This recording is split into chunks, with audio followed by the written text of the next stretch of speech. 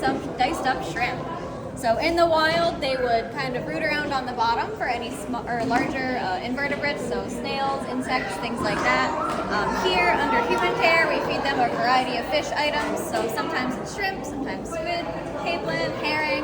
We try to give our animals as much variety as possible to make sure they're getting a well-balanced diet. But today's menu is some shrimp for our fingerlings. If you guys want to take a look, we have some diced up shrimp here. We're going to be feeding our fingerling sturgeon. Alright, so they're going to head back, and then we'll see them next in the form of food falling from the top of the exhibit.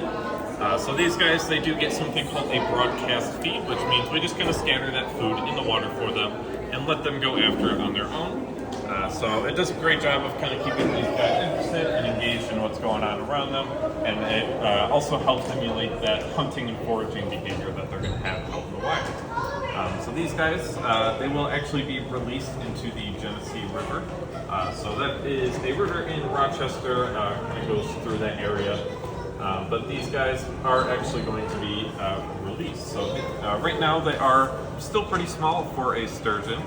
But once they get to a certain size, we will release them into that river and try to get those numbers back up. So these guys are endangered right now, and we are a part of a program that does kind of try to work to get their population back up. So there are a lot of threats to these guys. One of the biggest ones is going to be caviar.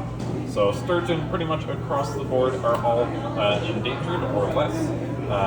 So that caviar, what it is basically just sturgeon eggs.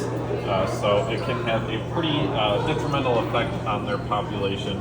Thankfully, now there's a lot of alternatives from other different types of fish that have a much healthier population. So we don't have to worry about that as much, but they're also very heavily protected at this point as well. But these guys, they can get up to about 6 feet in the wild, so they have lots of room to grow.